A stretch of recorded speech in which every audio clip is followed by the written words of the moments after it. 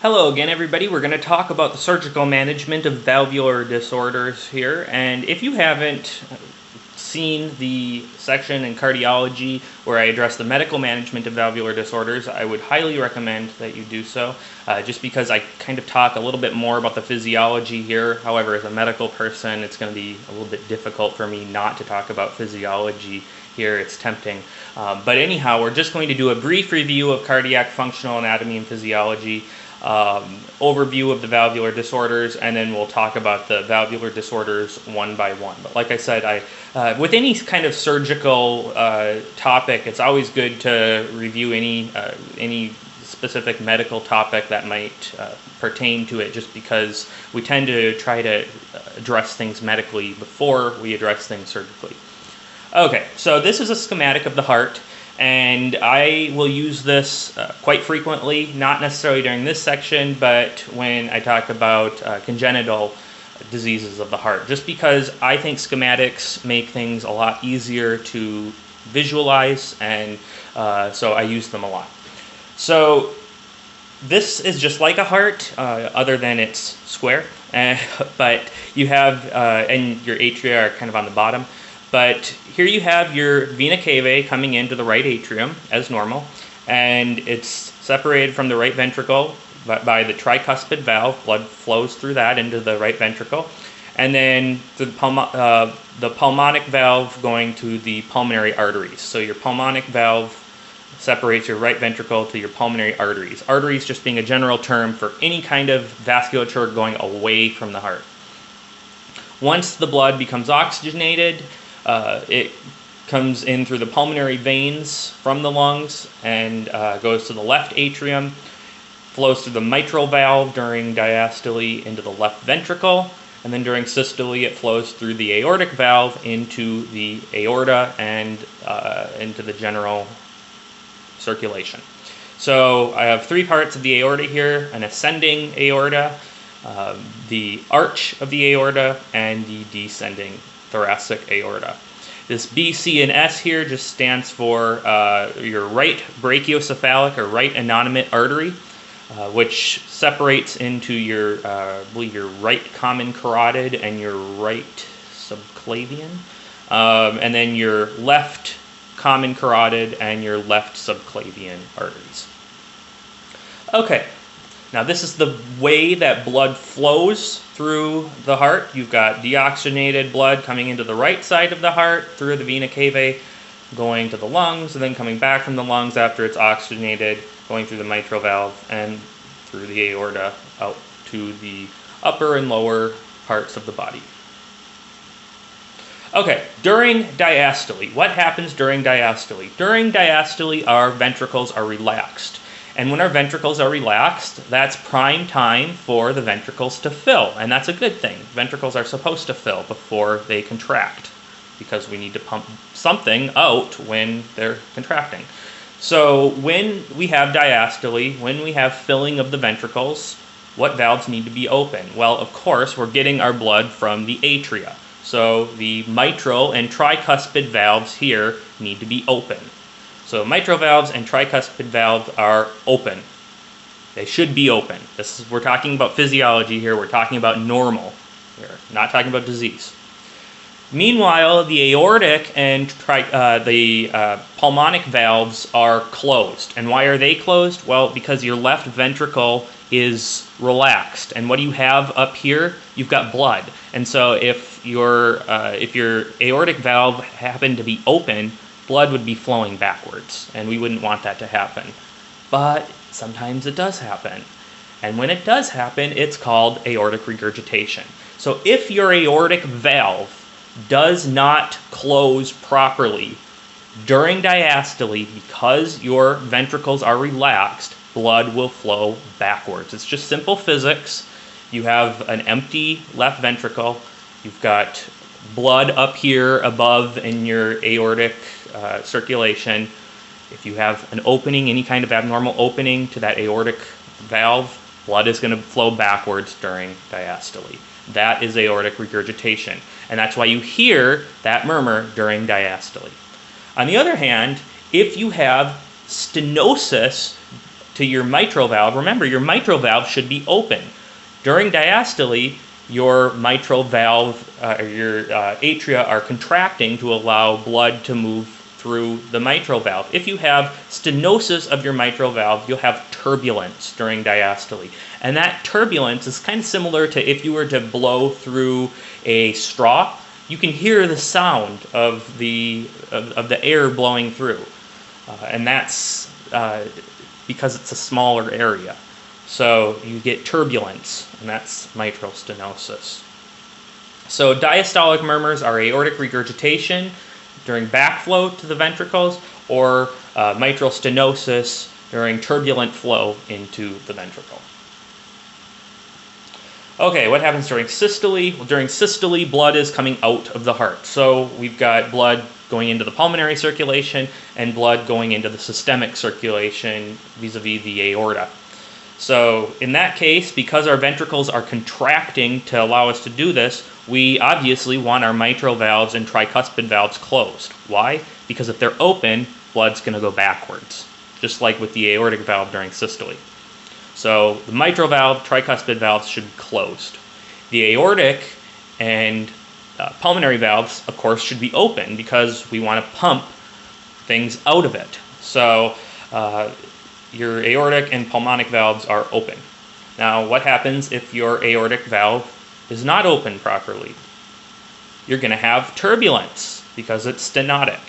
And you'll hear this during systole. So a systolic murmur can be aortic stenosis, and that'd be because of the turbulence. And then if you hear, there's another murmur that you can hear, which would be if your mitral valve is not holding blood in properly. If your left ventricle contracts, but the mitral valve is not holding the blood in properly, you'll have regurgitation, backflow, and that would be mitral regurgitation murmur during systole. So those are your 4 murmurs. So those are the 4 valvular disorders that you are going to encounter that we're going to talk about in this section. There are 2 other murmurs that we're not going to discuss here, primarily because we don't jump to surgery for these patients most of the time. So we're only going to talk about mitral and aortic disorders here. Mitral valve prolapse can result in mitral regurgitation, in which case then yes, we would need to possibly consider surgery, but for the most part we're just talking about these 4. The suspicious history and symptoms are associated, but they're not completely specific to these disorders, with the exception of probably the pulsus tardus et parvis for aortic stenosis, the systemic embolism for mitral stenosis, and all these weird things that you see in aortic regurgitation that secretly you'll probably see on the USMLE but never in real life, except for maybe expanded pulse pressure. Okay, these are how the murmurs sound. I want to just preface this by telling you that in real life, how the murmurs sound is not nearly as important as where you hear the murmur. But for the USMLE, they do like to give you descriptions of murmurs on how they sound. So the aortic stenosis and mitral regurgitation murmurs, they both occur during systole, but the aortic stenosis murmur is generally described as crescendo decrescendo, meaning it gets louder and it gets quieter. Or it can be described as an ejection murmur. The mitral regurgitation murmur, on the other hand, tends to be described as a holosystolic murmur. The reason that this isn't very useful in real life is because, one, it's very difficult to tell the difference, unless you have a really trained ear, and 2, it's not all of these sound this stereotypical all the time. But for the USMLE purposes, you should associate crescendo decrescendo systolic murmur with aortic stenosis, holosystolic murmur with mitral regurgitation.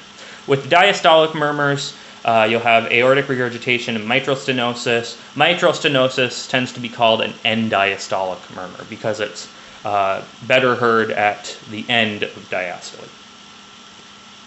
Okay, so in general, patients who have valvular disorders, we discover them because either one, they have a murmur that's picked up on a routine physical, or they have symptoms, congestive heart failure-like symptoms, which are common to valvular disorders. Now you may be thinking, isn't congestive heart failure something totally different? And the answer is kind of. If you have a bad enough valvular disorder, you basically have congestive heart failure. What is congestive heart failure? If you think of the name, it's blood getting congested in the heart and in the pulmonary circulation. With stereotypical congestive heart failure, it's due to the fact that your left ventricle usually can't pump strong enough and your ejection fraction goes down.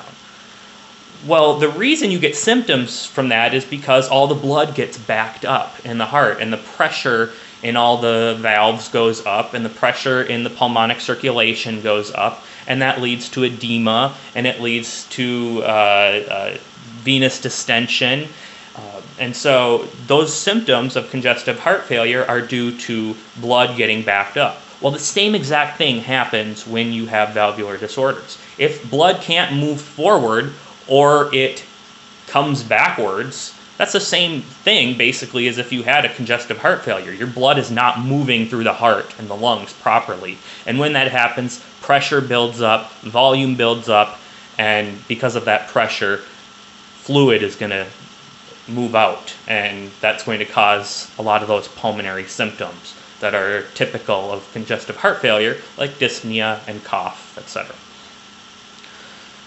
Also, patients who have valvular disorders are usually treated medically first, but many will go on to require surgery. So this is why I said if you haven't looked at the medical section, the cardiology section on valvular disorders, I strongly suggest that you do so, because that's how we first manage patients with valvular disorders in most cases. Echocardiogram is the best first step when making a diagnosis, and I'll just put a little caveat here, as long as it's not a patient coming in with a murmur and chest pain. And in those cases, you would not do an echocardiogram first, you do an EKG first, because you're worried about MI. But if you have a patient with a new murmur and they don't have any acute symptoms that make you worried about something emergent, then echocardiogram is the best first step to diagnose your valvular disorder, because you get to visualize it. Upon diagnosis, a full cardiac workup is in order, especially an EKG. Why an EKG? One of the most common side effects, complications of having valvular disorders, because you get increased pressure in your heart, is left atrial enlargement. And anytime your left atrium becomes enlarged, you can get atrial fibrillation. And that's because you've stretched out those fibers, and so now the conduction going down the atrium is a little bit disordered, and so that can cause atrial fibrillation. So you always want to get an EKG in anybody that's got a diagnosed valvular disorder, because you want to look for atrial fibrillation. If they have atrial fibrillation, we're going to treat that. And that we're not going to talk about in this section, but you will treat patients with atrial fibrillation if they have one due to a valvular disorder. You treat it with digoxin and warfarin, but we're not going to talk about that here. Now, if you're going to do surgery, unless the surgery is emergent, in which case we're just going to go straight into surgery, it's generally prudent to do a workup on them, including cardiac catheterization and coronary angiography. And the reason here is because we want to see if coronary artery disease is the culprit leading to the valvular disorder. Sometimes it is, sometimes it's not. But what we are going to do on these patients anyway is surgery.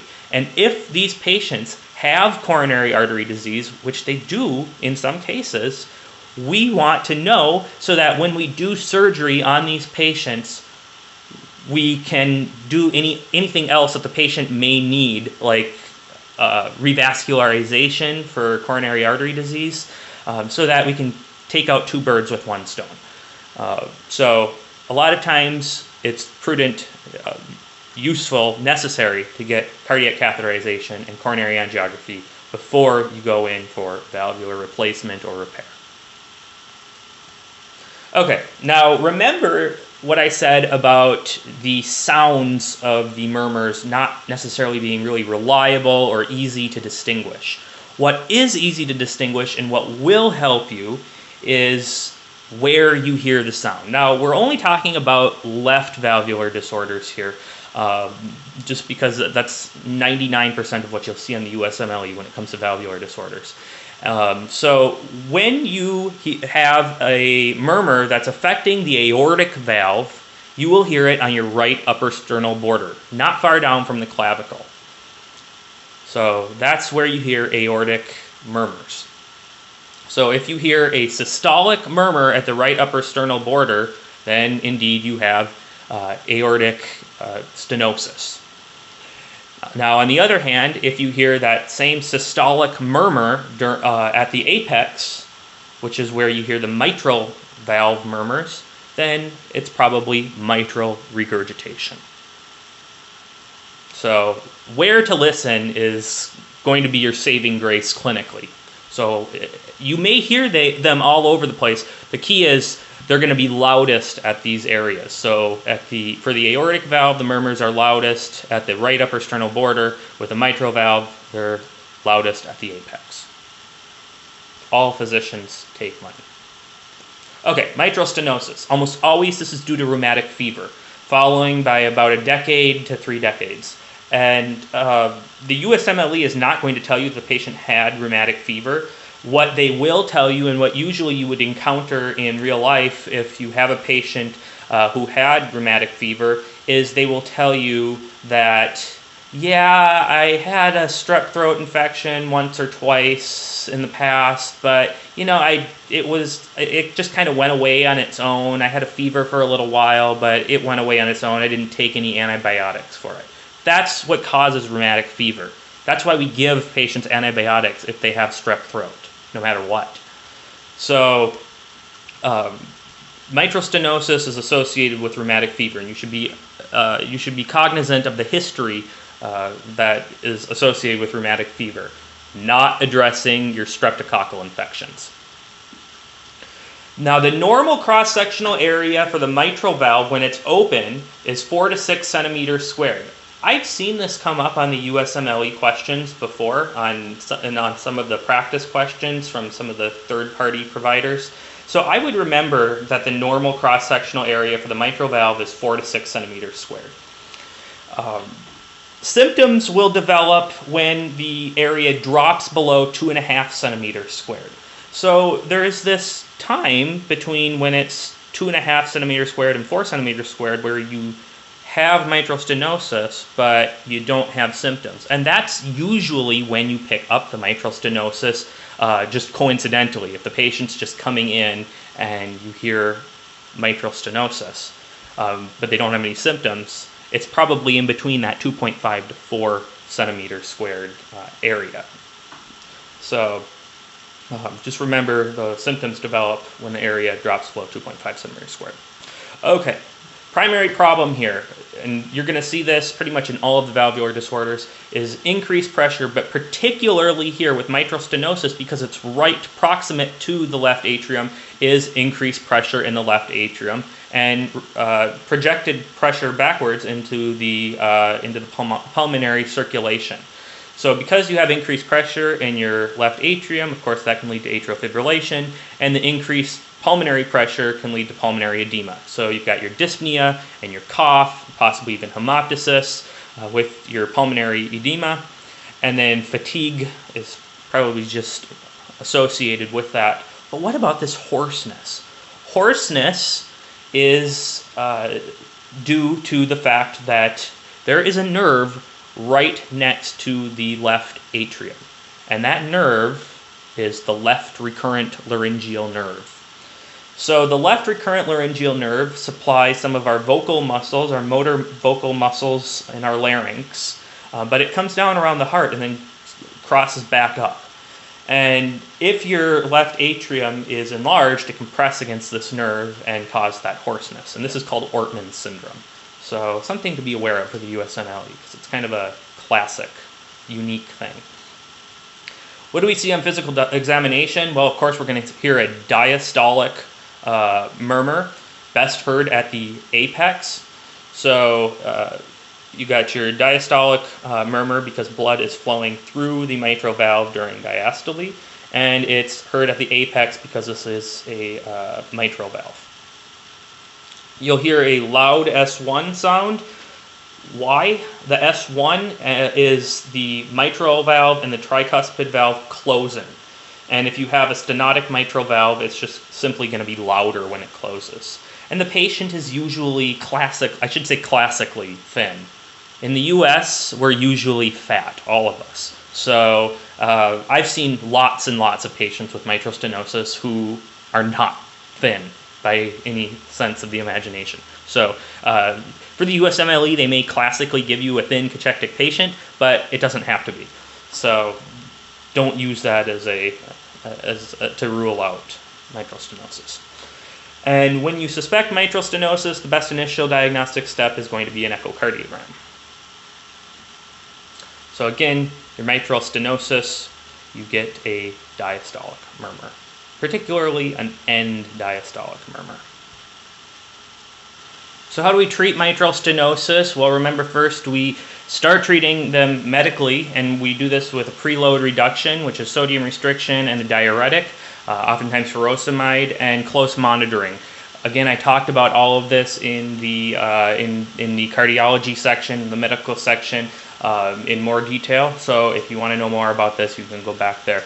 The surgical management is done when the patient has symptoms despite maximal medical treatment, and this is either done by repair, which would be a commissurotomy, either done percutaneously or open, or it's done by replacement of the valve, which would be just valvular replacement with a prosthetic device or with tissue. A quick and dirty rule of thumb for the USMLE questions. These aren't always indicated in real life, but these are good to know the management on USMLE for the medical management for the valvular disorders. For systolic murmurs, we tend to treat them with afterload reduction, which is ACE inhibitors and nitrates. For diastolic murmurs, which would be what mitral stenosis is, we use preload reduction, which is sodium restriction and diuretic. Okay. Mitral regurgitation. So this is usually acquired. There's many causes, but most notably it's ischemia or infarction. Why ischemia or infarction? Well, with ischemia or infarction, your left ventricle weakens. It dilates as a result of that, and when it dilates, it pulls apart the leaflets of the mitral valve. And because the leaflets are pulled apart, they can't hold blood in. And it's not their fault, it's just the fact that they're held further apart. And so blood can't be held within the left ventricle. The primary problem here is pretty similar to what we have in mitral stenosis. Here is just an increased volume load on the left atrium because blood is flowing backwards, as well as an increased volume on the pulmonary circulation. So this is going to cause congestive heart failure-like symptoms because blood is not pumping out of the heart properly. In this case, it's moving backwards. So dyspnea, fatigue, orthopnea, pulmonary edema, you can hear an S3 on auscultation. On physical exam, you can get that holosystolic murmur, which because it's a mitral murmur, it's going to be best heard at the apex. CHF signs, again, you can hear these on auscultation, rales, wheezing, edema. In severe cases, you may see jugular venous distension. If there is jugular venous distension, it indeed is a very severe case because it means that the pressure has transmitted all the way to the right heart and into the venous circulation. Best initial diagnostic step when you suspect mitral regurgitation based on clinical signs is an echocardiogram. So here's your holosystolic murmur. And this is a systolic murmur.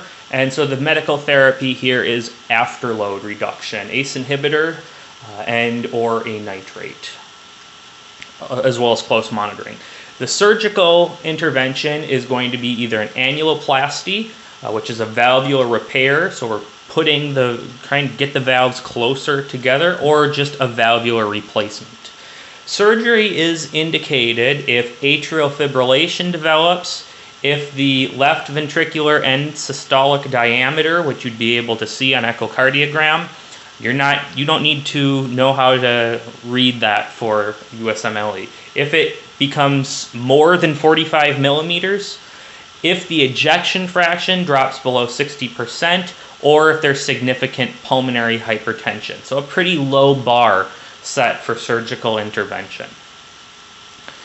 Acute mitral regurgitation. So this is totally different. Okay, I'm kind of drawing you away from surgery here and to emergency medicine, kind of. So this is similar, but it's different from chronic mitral regurgitation. So acute mitral regurgitation, if you're working in the ER, open up your ears. So this is something you need to watch out for in post-MI patients, particularly 2 to 5 days following the MI. And these patients, because think about what happens when you have an MI, you have an infarction, and then you have weakening of the heart tissue. What can happen in that healing process is that the structure that holds the leaflets, the chordae tendineae that hold the leaflets, they can rupture. And this happens around that 2 to 5 day post-MI period. And this is why we have to keep MI patients in the hospital for at least 5 days. And so if a patient is post-MI and they develop fulminant CHF-like symptoms, and it's fulminant because not only do you have regurgitation, but you have absolute incompetence of the mitral valve. You have a patient post-MI developing CHF-like symptoms, particularly dyspnea. This patient needs surgery ASAP. You're going to get them a quick emergency echocardiogram to ensure that this is what's going on, and they're going to be wheeled into the OR, and the surgeon is going to be running, and I mean running, to the OR to treat this patient. So acute mitral regurgitation in post-MI patients. Got to know about this. I guarantee the USMLE will give you a question on this. Aortic stenosis. So this can be congenital. Some people are born with bicuspid aortic valves, which have a tendency to stenose, or it can be acquired. Most commonly, this is due to calcification, which is part of the normal aging process. The normal cross-sectional area for the aortic valve is 2.5 to 3.5 centimeters squared. When symptoms are present, the area is usually less than 1 centimeter squared. The problem with aortic stenosis is that you've got an increased pressure in the left ventricle because blood can't be pumped out of the left ventricle, and the left ventricle is going to hypertrophy because it senses it needs to work harder, and so it's going to increase its size to try to pump more blood out. The pressure is also going to transmit backwards to the left atria and to the pulmonary circulation. Symptoms here: syncope, dyspnea on exertion, angina. Why angina? Because think of the first vessel once you pass the aortic valve. That first vessel that's coming out supplies your heart. And so if you can't get blood out of your aortic valve, you can have angina because you're not getting enough blood to your heart tissue. Now, if a patient has angina, and that's what they present with, even if you hear a systolic murmur, your first step is not echocardiography. Your first step is EKG. Because if we have a patient with angina and they're older, we're most concerned about MI. Whether or not they have aortic stenosis can wait. But if they have an MI, that's something that needs to be diagnosed right away. So that's why I have these stars next to angina. If that's the presenting symptom, get that EKG. Palpitations can also be seen with aortic stenosis, and then, of course, symptoms consistent with CHF. On physical examination, you can hear a murmur. Particularly, this is going to be a systolic ejection murmur, or that crescendo-decrescendo murmur. You can see a paradoxical S2 split, or hear a paradoxical S2 split, rather. I'm not going to go into that in detail here, but if you want to know about what that is in particular, go back to the cardiology section. I give a nice big talk about how that happens. A carotid thrill, can occur just because you've got what you've got is turbulence going through the aortic valve, and that turbulence, that noise, can project to the carotid arteries. Decreased pulse pressure, and then you may have an S4 murmur, and that's just due to the fact that your left ventricle has gotten so hypertrophied, so stiff from the aortic stenosis. The best initial diagnostic test is echocardiography, so long as the patient doesn't have unstable angina. EKG, if you get it, will also show, in most cases, left ventricular hypertrophy. All right. So here's your crescendo, decrescendo murmur.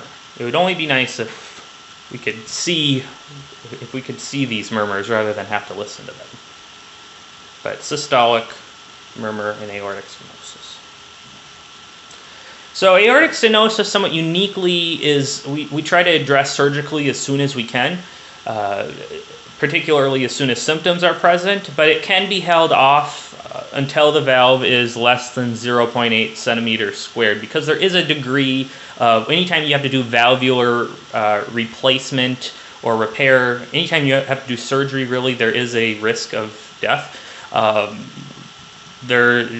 have to balance the risks and the benefits.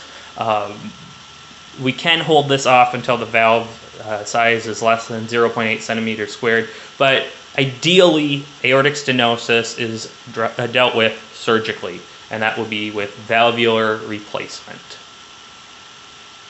If it's a patient who's a non-surgical candidate, you can do a percutaneous balloon valvuloplasty, and that's where you're going in just as if you were doing like if you were to do a catheterization, and what you're going to do is you just take this, there's a balloon at the tip, and then you pump up the balloon through the stenosed aortic valve, and that will give a little bit more opening to the aortic valve. Okay, aortic regurgitation. This is primarily acquired for idiopathic reasons, and particularly where we see this is Marfan syndrome. But this can happen for many reasons: long-standing hypertension, myxomatous degeneration, rheumatic fever, aortic dissection, aortic root aneurysm. There's lots of causes of aortic regurgitation, but I would remember Marfan syndrome. Just because the USMLE likes to tie things together. So the primary problem again here is increased volume load, particularly on the left ventricle. Pressure is transmitted backwards. This is all, again, kind of falling into that theme of the CHF-like phenomena that's going on with valvular disorders. Symptoms are dyspnea, shortness of breath, CHF-like symptoms, palpitation, and angina. Physical exam. You'll have your murmur, which is going to be a diastolic murmur. You'll get a wide pulse pressure, and that's because blood is flowing backwards during diastole, and so your systolic and diastolic pressures are going to widen. And then there's these various pulse pressure, or these various findings related to a wide pulse pressure. And I don't know how often you actually really see them, but the USMLE loves these. And so some of them are de Musset sign, which is where the patient's head is bobbing with their heartbeat. And then Quincke's pulse, which you can see pinking and blushing of the, or pinking and blanching, rather, of the patient's nail beds during their pulse. Again, I don't know how often you see these in real life, but like I said, the USMLE loves to use these. And then there's the water hammer pulse, and then the typical murmur, which is that diastolic murmur. Because it's an aortic murmur, it's going to be heard at the right upper sternal border. And then this other very stereotypical murmur called an Austin Flint murmur, and that's a low diastolic rumble. And you would hear that best at the apex. And what that is blood flowing back into the left ventricle and splashing up against the mitral valve. So because it's happening to the mitral valve, you would hear that best at the apex. But your aortic regurgitation murmur you're going to hear that best at the right upper sternal border. Best initial diagnostic test is echocardiogram. Again, it's starred here because if there is angina, your best initial test is an EKG. And so here is your aortic regurgitation murmur. And the medical therapy is a preload reduction with sodium restriction and a diuretic. The surgical intervention, we can only do valvular replacement for aortic regurgitation. We can't repair the valve, and this is indicated when the left ventricular end systolic diameter goes to greater than 55 millimeters or the ejection fraction is less than 55%. Okay, another big thing you need to know, if you're an ED person, you need to pay attention to this one too. Acute aortic regurgitation.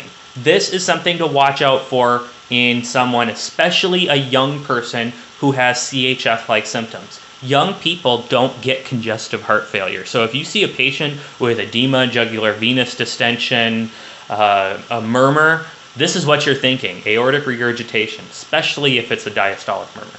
So why does this happen?